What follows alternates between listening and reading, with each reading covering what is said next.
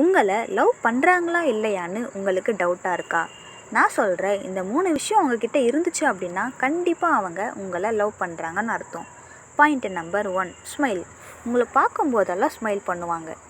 அவங்களுக்குள்ள எவ்வளோ tensions, feelings, அவங்களோட டே லைஃப்பில் எவ்வளோ கஷ்டமாக இருந்தாலும் எல்லாத்தையும் மறந்துட்டு உங்களை பார்த்து ஸ்மைல் பண்ணி பேசுகிறாங்க அப்படின்னா கண்டிப்பாக அவங்க உங்களை லவ் பண்ணுறாங்கன்னு அர்த்தம்.